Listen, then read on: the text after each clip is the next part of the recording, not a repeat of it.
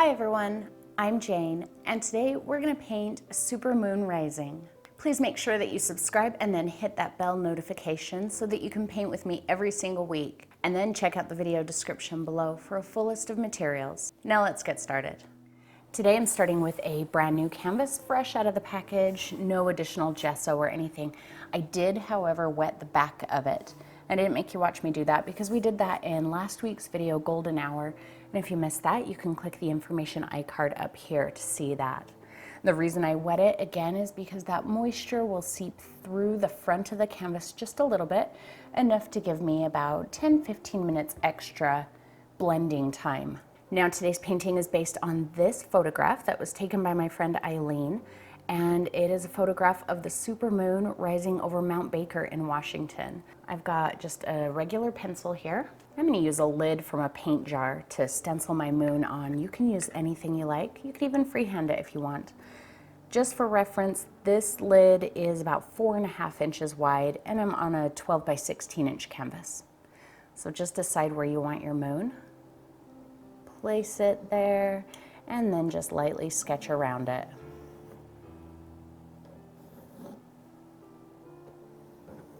You don't have to use a pencil if you don't like. You can use chalk or even a watercolor pencil. Next, I'm going to sketch out the mountain.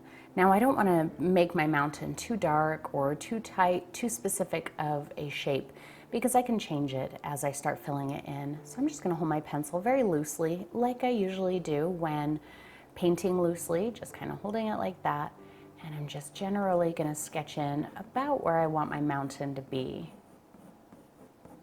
Just remember, you're not stuck with it. You can make adjustments as we go on. Let's bring a little bit up in front of our moon, and then just kind of generally down this direction.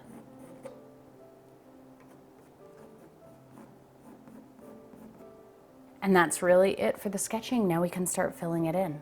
I'm going to use my 1-inch flat brush, and I wet this in my jar and wiped down the edge pretty good. And I'm going to start with my darkest color. So in this painting, the warmer color, the quinacridone and the yellow, are going to indicate highlights and the brighter points. And the blue and purple is going to be our shadow colors. So that's what I'm going to start with. I'm going to load up with some blue, and a little bit of yellow snuck into my blue there. That's all right, it shouldn't show. And I'm using cobalt blue, but that doesn't really matter. If you don't have cobalt blue, you can use any blue you like. The reason I chose cobalt blue is because it's not as strong as phthalo blue. I didn't want to deal with, you know, the strength of phthalo blue, and it's a little more neutral than ultramarine, but you could certainly use ultramarine or phthalo blue. I mixed just a little quinacridone in there, but you can still see it's mostly on the side of the cobalt blue. And I'm going to get a bit of white. I don't want to get this too light, but I do want to lighten it up just a little bit. And just start spreading it across. Remember, heavy pressure to lay paint down, and then lighter pressure to both blend and to get rid of hard brush marks. So that hard brush mark I just laid down, I'm going to take care of it in just a second.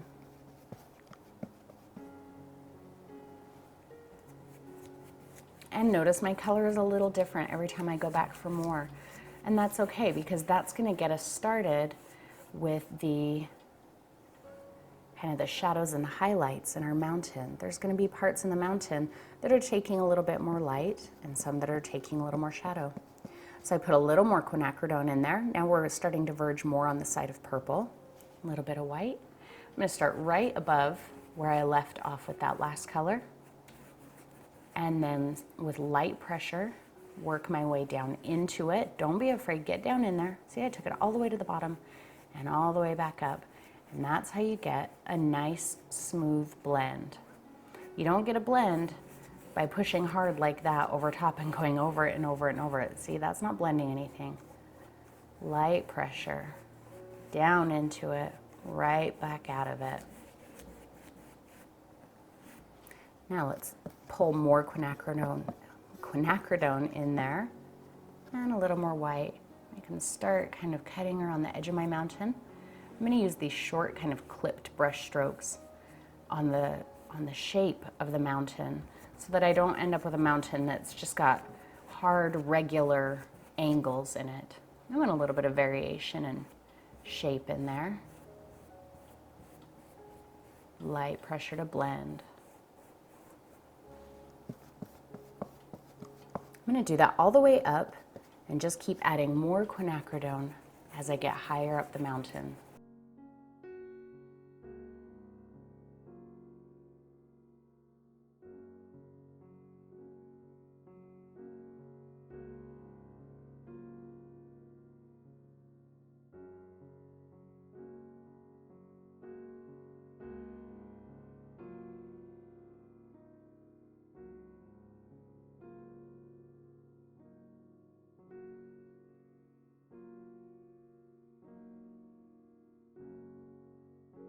And there's our mountain. Let's go ahead and do our sky before we do our moon. So I'm just going to keep this mixture that's on my brush. I'm going to pull just a little bit more of the cobalt into it. I'm going to get kind of a purpley color. Really what I'm looking for here is a color that kind of blends in with this, because my sky is going to blend in just a little bit down here. And then we have trees covering it, so you don't need a lot of definition there. And again, I'm going to use the edge of my brush. Come right up to the edge of my mountain, and right here I can just dust it in. And because I wet the back of my canvas, I can still easily blend with that paint. If you did wet the back of your canvas and it starts drying off, just get a little spray bottle and get in there and mist it down again. Bring that up just a bit around the edge of the moon. Not all the way, because we're going to get lighter as we go up. If you want to go down to a smaller brush here, that's perfectly fine. I'm not terribly worried about it because I haven't filled in the moon yet, and I'm going to add highlights to the mountain. So if I lose my line a bit, I can put it right back in.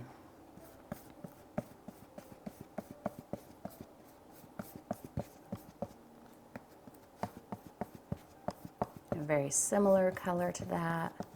And we'll do the same thing over here.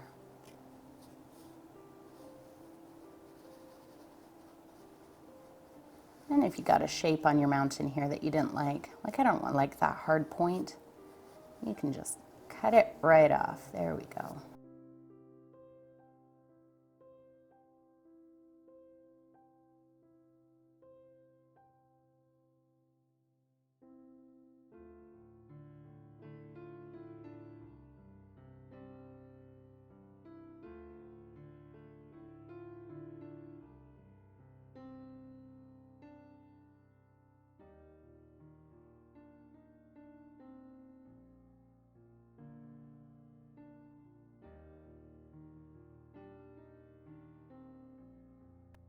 Okay, now I'm going to pull just a hint more quinacridone in there, just a little bit more white. Again, starting just above where I left off.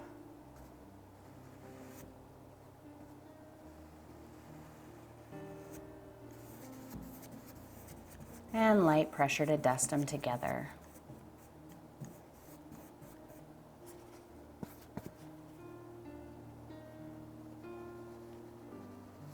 Still not going all the way around the moon yet.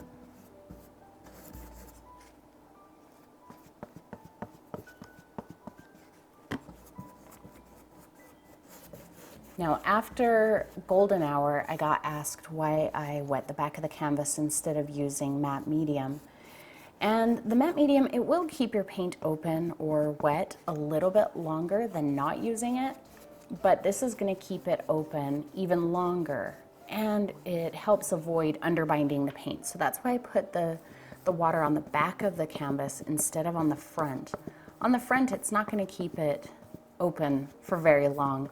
And then I've had issues where I'm not able to get the paint to adhere to the canvas as well when I wet down the front of it. All right, let's just pull some more white into that mixture. And now we can finish up the sky.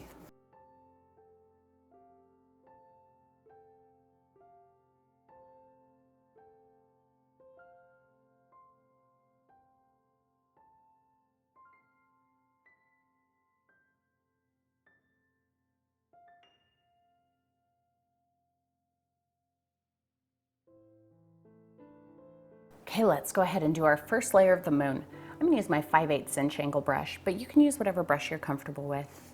Now I don't want this moon to be bright, bright yellow. So what I'm gonna do is take just a little point of quinacridone. See that? Just a little bit right on the tip of the brush. And I'm gonna mix it with my yellow, but I'm not looking for orange. I'm just looking to warm that yellow up a bit. So that's pretty good. But I also don't want it to be that vibrant. That's way too bright and saturated for me. So I'm gonna come into my cobalt blue and get even less. I did not pick up as much of that as I picked up of the quinacridone. I'm gonna mix it in there. And that was maybe just a little too much. I'll pull just a hint more yellow in there. Maybe just a hint more quinacridone. That's better. See, so I just desaturated the color a little bit. We talked about that in September, about color desaturation, and that's what I did there. I'm gonna come into my yellow and get just a little scoop, and I'm gonna start filling it in. Remember to use the edge of your brush like that. Don't try and lay your brush flat to do a crisp edge, because as you put more pressure on, the bristles are gonna flare out and you'll lose control of your line. But if you use the tip of your brush, you can get a nice crisp line. Don't worry about your color being real consistent here. And if it's too bright or too dark or too light, whatever, don't worry about it. Just get that color on there. Because I can tell you right now that color is going to be way more intense than what I actually want. But I'm not worried about it. Don't try and correct it at this point.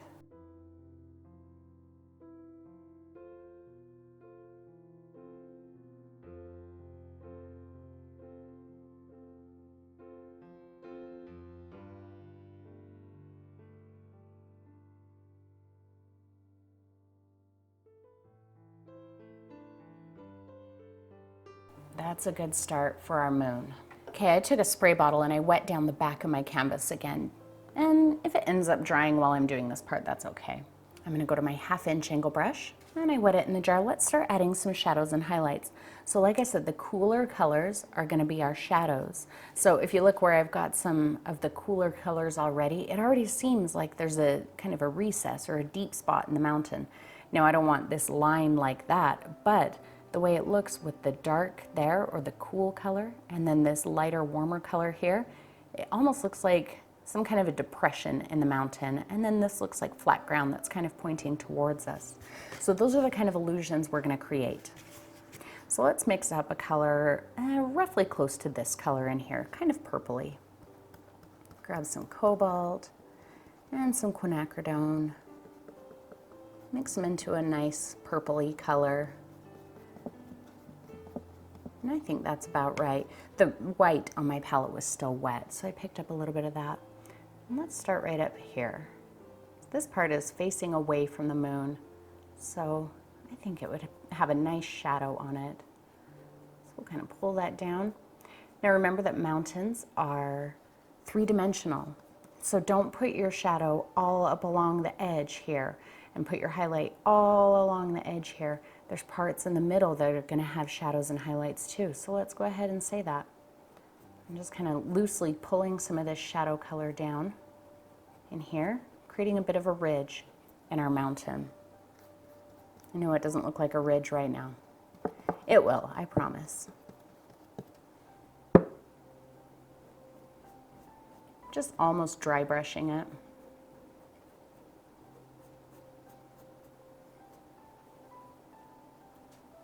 Little extra water. And just kind of wherever you feel like you need some shadow. We'll say there's a little shadow in there. I'm just kind of making up where these shadows are as I go along. And so you can do that too. Mountains have all kinds of movements and valleys and, you know, crevices. And so you get to decide where yours are. And I know that when I say that, it stresses some of you out when I tell you to put your highlights and shadows where you want them. But that's because that's the answer. That's where you put shadows and highlights.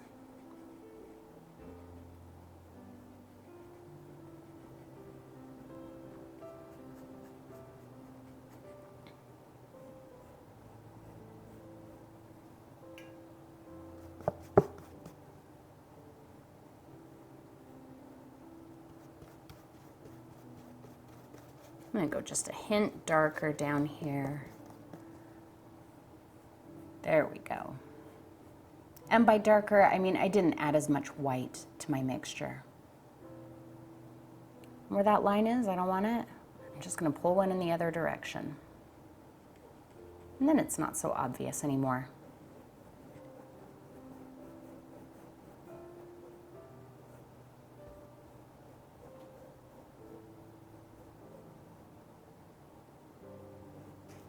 Okay, let's pull some more quinacridone into that. I'm mostly just mixing what's on my brush in with this quinacridone. And then I'm gonna get some white. Get a nice light color. This is gonna start our highlights. So wherever we think we want it a little bit lighter, oh, let's go lighter than that. Can't really see that.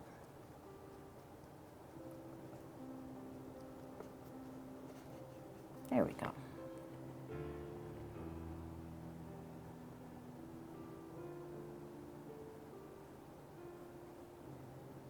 Dust it right over that shadow, just right over the edge. But don't cover all of the pink. That's kind of our base color of our mountain. So we've got our shadow and our highlight, and the pink is kind of everything in between.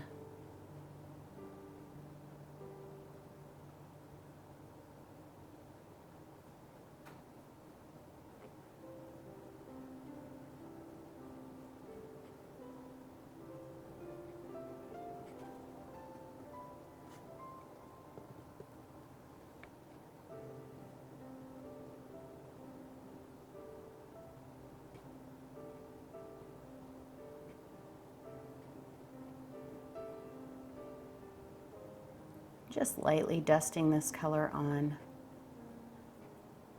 I can make adjustments to my shadows if I put something there and I decide I don't want it dark right there. Just take this right over top of it. Down here, as I start to get into this darker color, I'm applying less of this highlight color.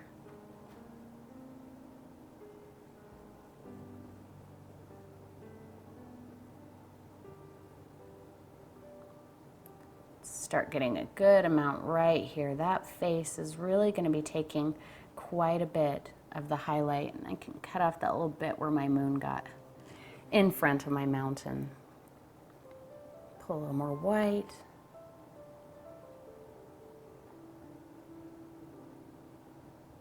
There we go.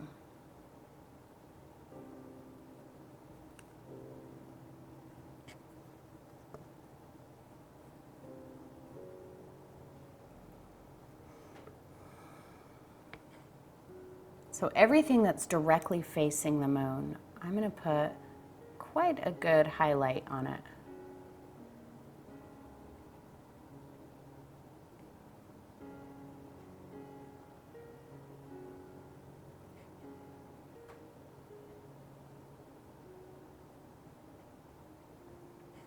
And we're not going to spend too much time going into a ton of detail on this mountain, because I don't feel like it's really our focal point. I feel like kind of the moon peeking out between the trees is our focal point.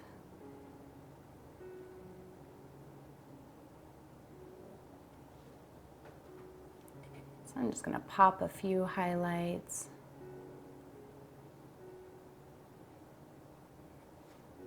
And that's about it.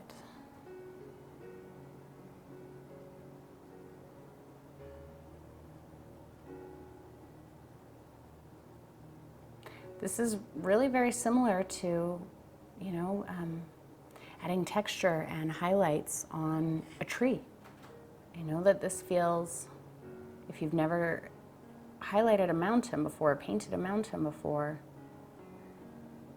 then it can seem intimidating. But it's really the exact same thing as highlighting a tree.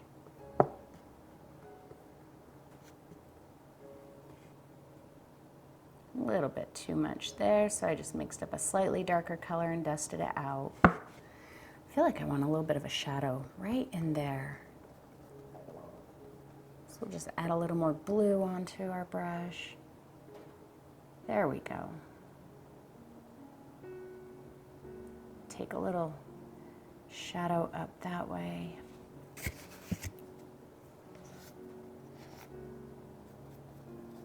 Too much blue on my brush, so I just wiped it off. I do want just a hint of a highlight, kind of a more of a pink highlight right here at the top.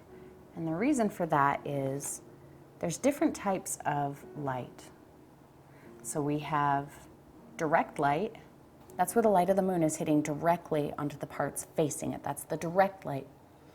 Then we have our shadow, and we have reflected light. So this part right here, even though I feel like the moon isn't hitting it directly because it's behind here, this part is reflecting the light from here. So I feel like it would have a little bit of a highlight on it. But if that's confusing for you, then don't worry about it. I think that things kind of come to you, things like that kind of come to you as you gain a bit more experience.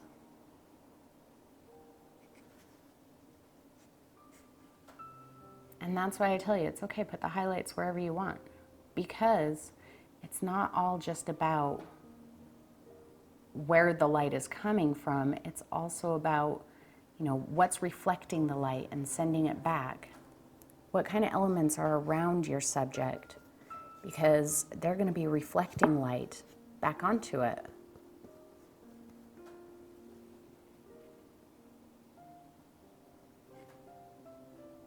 See, I'm adding some flat spots.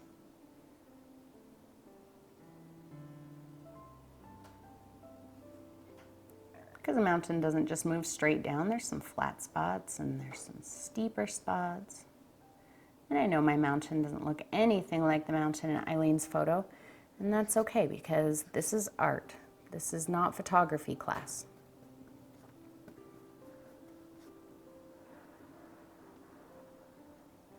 If I wanted it to look exactly like Eileen's photo, then I would just print out Eileen's photo, I guess. I don't know. But, you know, when I'm painting, I'll look at an image to get an idea for something to paint, but then I like to kind of take it off however it happens for me. I'm just popping a couple of highlights. A little bit heavier white paint.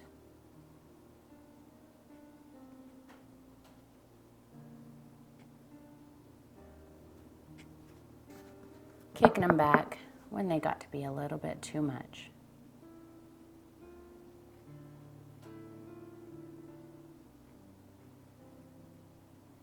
And then I want you to make sure that you stand back to look at this before you decide to change anything or move on. Because up close, it's just going to look like a bunch of little slashes of different colors. But when you stand back, you'll start to see the shadows and the highlights that you intended. Oh, I pulled a little bit of yellow in there. See how long wetting down the back of your canvas keeps it wet? Okay, I feel like I'm pretty happy with that. I'm gonna let it dry completely before I come back and work on the moon again, because I'm gonna add some layers to the moon, a little bit darker, a little bit lighter, and I don't wanna blend it. I just wanna lay it over top of this. So I'll let this dry for maybe 30 minutes. All right, our canvas is dry. Let's add a little more detail to our moon. I'm gonna use my 1/2 inch angle. You could stick with the 5/8, you could use a filbert, you can use any brush you like. So again, I'm gonna get some quinacridone, just a little point, and mix it with my yellow. Again, I'm not looking for orange. I just wanna warm that yellow up a little bit more.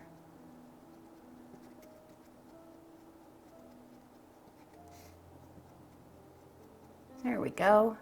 And again, I don't want it to be quite so vibrant, so I'm just gonna get a little, my blue is drying out a bit, just a little point of my cobalt and mix it in there just to desaturate it ever so slightly. And a little bit of white. I'm gonna come in here and I'm just gonna add a few spots that are a little bit darker to indicate some craters and texture on our moon. So I just kind of use some pressure to lay it down and then light pressure to just break it up.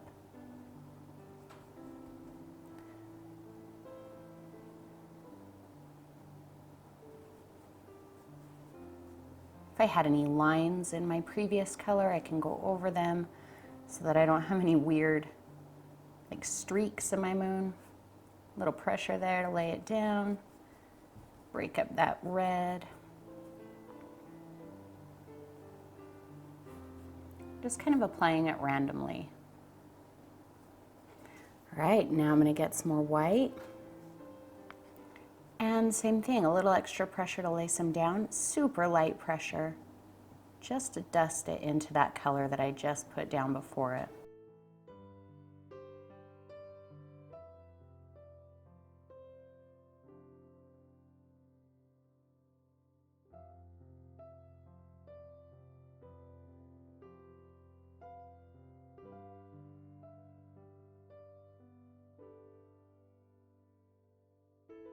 And I just picked up some on the corner, and I'm going to be very selective about where I put it. Just kind of dash it on in some areas where I want it lighter, and then break it up a bit.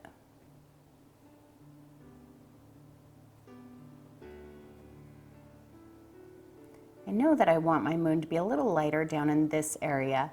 It's mostly going to be covered by my trees, but where it does poke out, I want it to seem very bright in between those trees.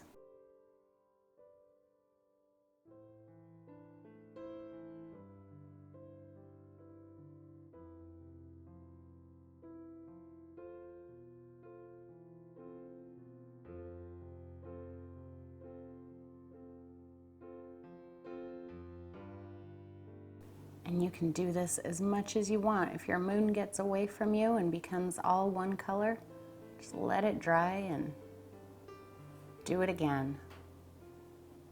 I know I always say that, but I want to stress that because so often when we do layering, I see your paintings and you tell me, well, I couldn't get the shadows and the highlights right. But there's no reason to just stop and go, okay, well, that just doesn't look the way I want it to, and to leave it like that. If it doesn't look the way you want it to, then keep working it until it does. Let it dry and do it again. You could add really an infinite number of layers to this. If I feel like I add too much white and I lost some of my dark, I can go right back into it and add a little bit more. There's nothing wrong with that.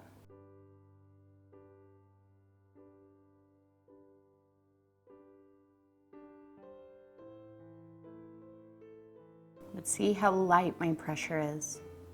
Very light pressure. I'm not, flat back and forth. It's just kind of like a little swipe. Just a very short, light swipe.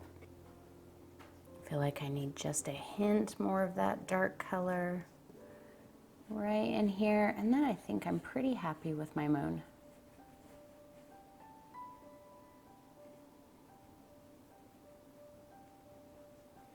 All right, I have a little bit of Mars Black, and I'm still using my 1/2" angle. I'm just gonna pull out a little bit, keep my brush fairly sharp, see a nice chisel edge. I'm gonna decide where I want my trees. Now, if you're not fully sure, let it dry and then maybe add some chalk to try and, kind of experiment with the placement of your trees. I have a pretty good idea. I want one that kind of comes just above the edge of the moon and down, a little bit of an angle. I'm not going to put a lot of energy into this trunk because you're not really going to see any of that. So just a really light line. I think I'm going to have another one right about here, and they're a little bit curved. Sometimes, especially really tall trees, they can get a little curved in nature. I'm really just going to block in my main trees. Everything else I'll kind of add as I feel like I need it. I'm going to do another one here just above the mountain.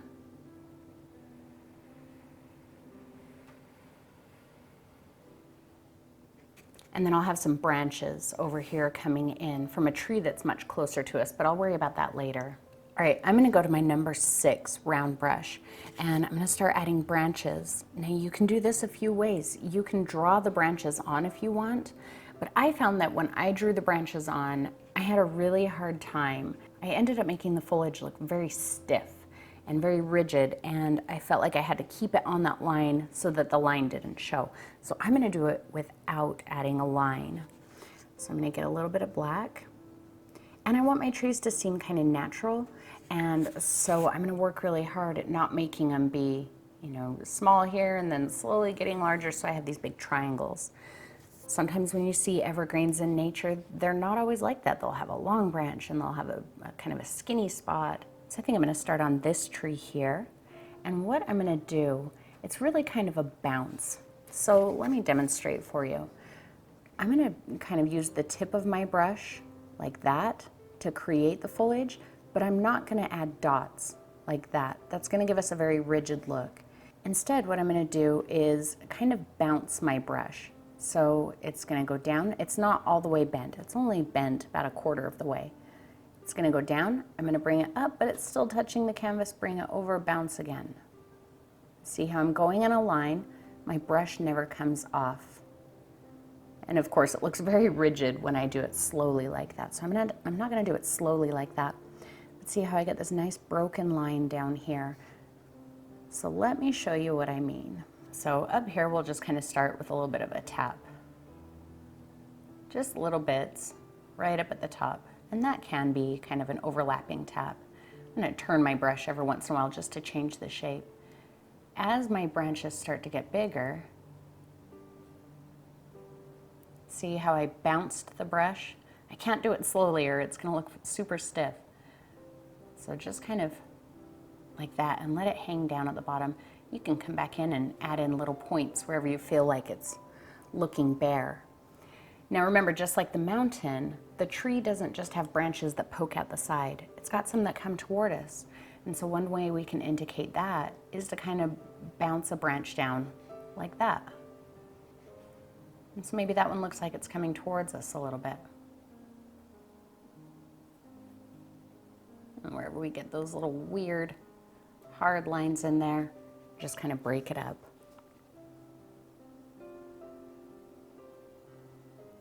So I'm gonna add a couple branches and then I'm gonna experiment with putting it in slow motion rather than time lapse.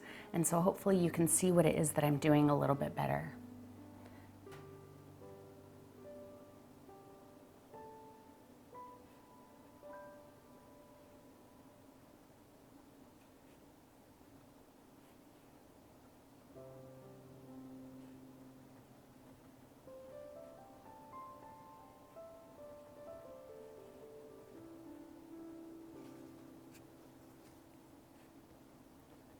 So see, just those little dabbing bounces.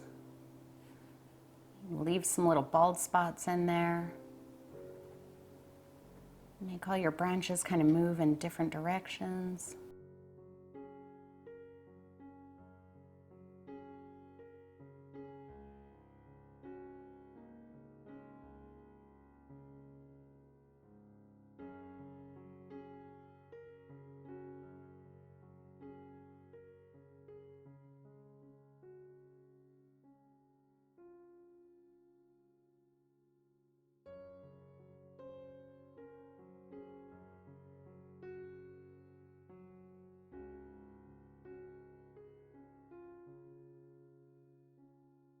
So hopefully that slow motion worked and you could see what I was doing a bit better there.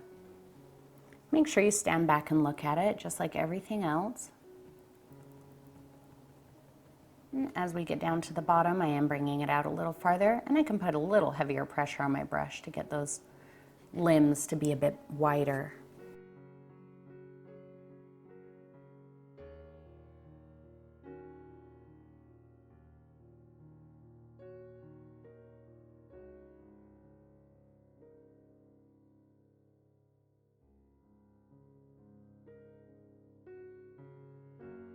And you know, we've done evergreen trees in many different ways. So if this doesn't work for you, you know, try this on a junk canvas before you commit it to your background. And if you feel like it doesn't work for you, practice it a little bit, but then ultimately you're free to go onto one of the other techniques that we've used in the past. I'm pretty happy with the way that tree looks. I may come back and just add some little points here and there. Let's see, I kind of don't like this little bald spot, so there, I like that better. Now this tree on the right, it's a little bit bigger. I feel like it might be a little closer to us. So I'm gonna start out with some heavier pressure. I'm not gonna start right here. This isn't the very top of my tree. I want it to seem like it's coming from way up here. Maybe the tree starts right up here off of my canvas. So I can start right here with heavier pressure. But then I also wanna kind of come like that, like maybe there's a little branch above it somewhere.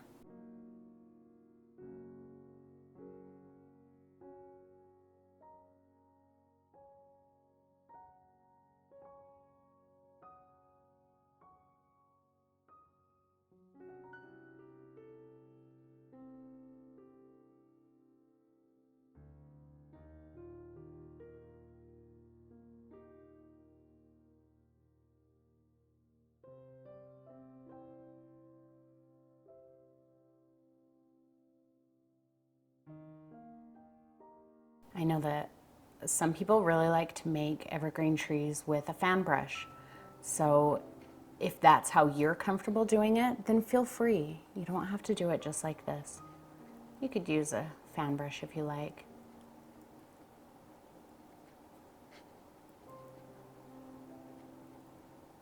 I'm not a huge fan of the fan brush. See what I did there? So I don't use it very often. And I've tried using it to make evergreen trees before, and I was just never happy with the way they turned out, so I don't do it. But that doesn't mean that you can't.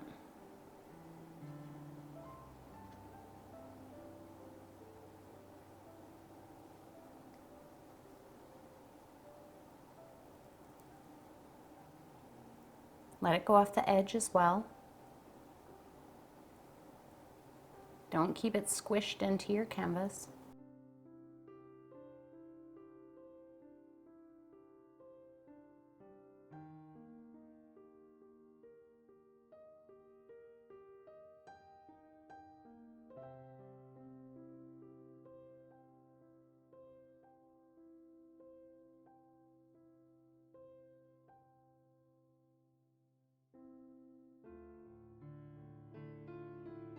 And it can come over and hold the other tree's hand.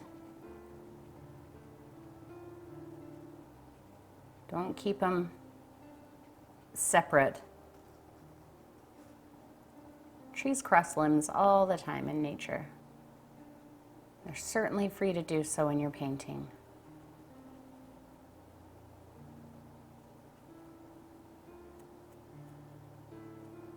Let's go ahead and do this one. Now this one I feel like is a little bit more distant.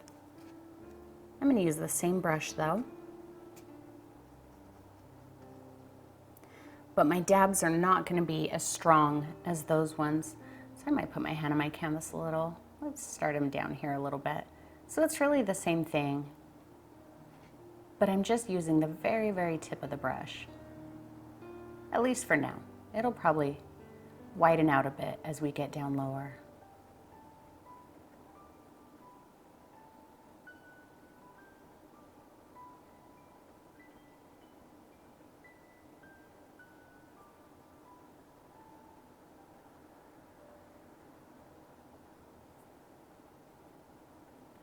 Remember to keep turning your brush. I don't mean turning it while you're doing this. I mean, do a couple branches, then roll your brush over to a different point.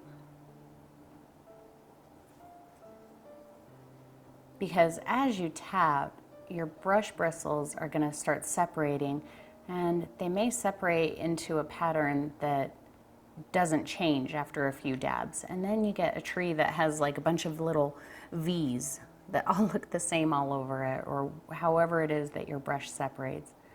So just turn it over maybe after every branch or two.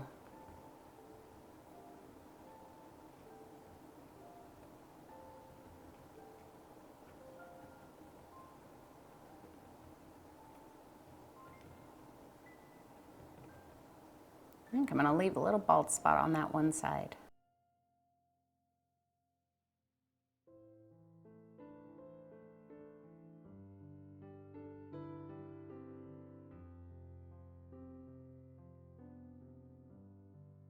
let's go ahead and do our branches that are kind of poking in here, and then we can go through and just add some smaller distant trees.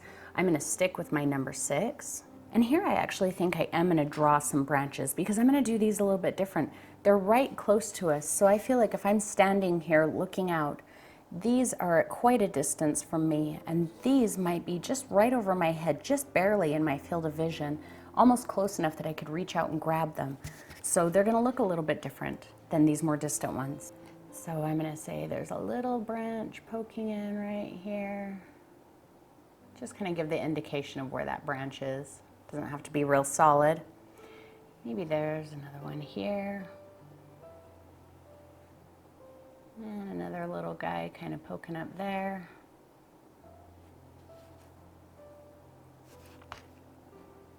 And maybe there's one right in here, kind of a larger one. Now for these, I'm going to do something similar, but also different. So I'm just using the tip of my brush, and I'm not going to do the bouncing thing. I'm going to say,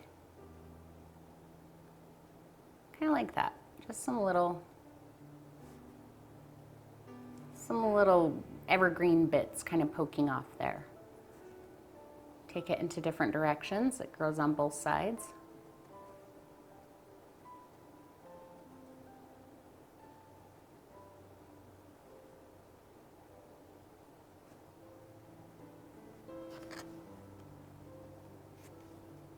Keep your brush rolled to a nice point. And cover that line up. Don't leave that line showing.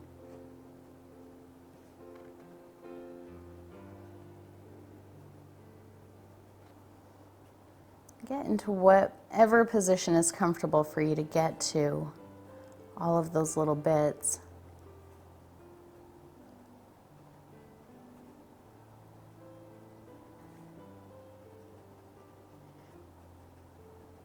And if you have to flip your canvas upside down, do it.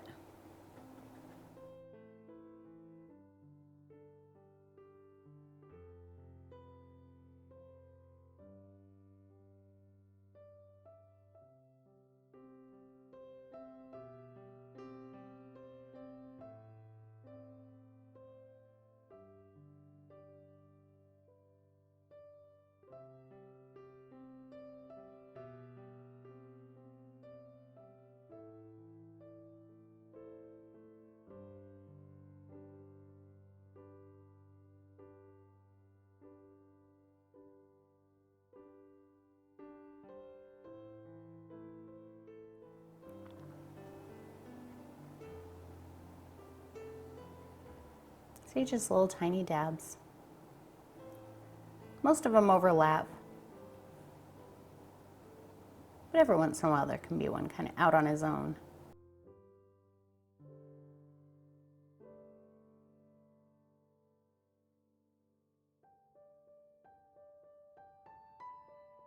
If you get a spot on your branch where you just really hate the way you did it, just cut another branch in front of it.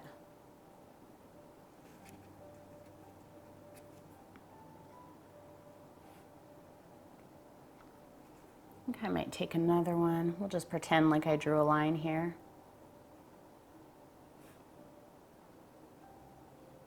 We'll just say there's another one right here.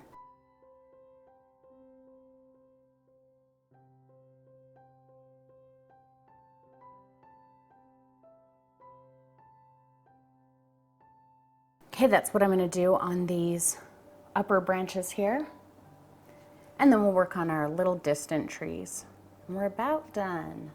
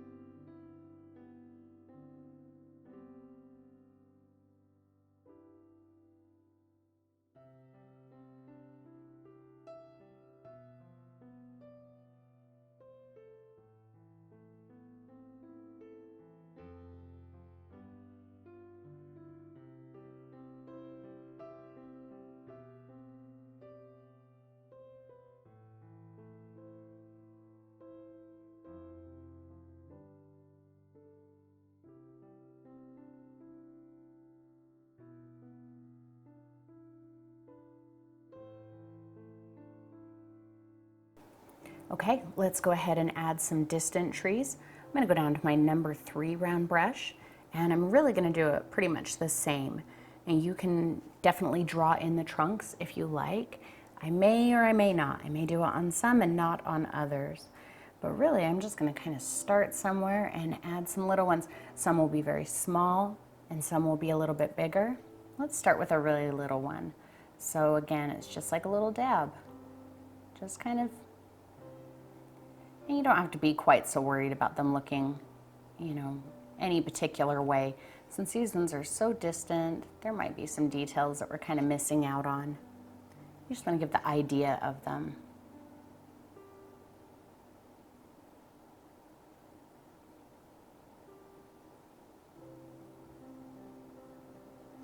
So there's a little tiny tree. Maybe let's do one that's just a little bit bigger. So I will draw a bit of a trunk here.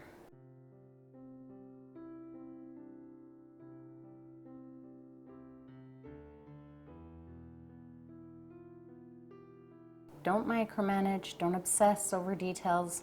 See how quickly I'm working on this? It's not because I'm ultra practiced at it. This is a pretty new technique for me. I wanted my evergreens to look different than the evergreens that we've done up till now. And we've already done evergreens a couple of times this winter, and I didn't want to do the exact same trees that I've already done a few times. So I decided to start working on a new technique, and this is what I came up with. So I'm new to this technique just like you may be. So don't obsess over it. Do it quickly. I think you'll be a little bit more happy with it if you do it quickly. Let's throw in a couple teeny ones here. I may just put you into the time lapse while I do these last couple of trees. They're all going to be the same thing.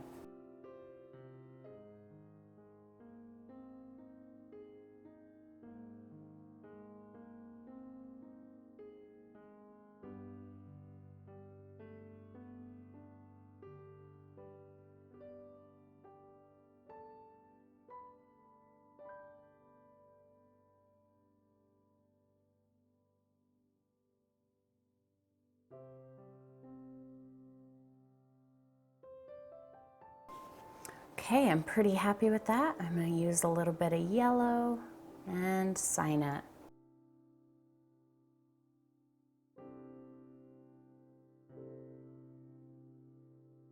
And there's our Supermoon painting. Thank you again to Eileen for allowing me to create a painting based on her photograph and sharing it with the rest of you as well. Don't forget, you can find me on Facebook and Instagram where you can share your art with me and hear about other fun things that are coming up. Thank you as always for painting with me, everyone, and I'll see you next time.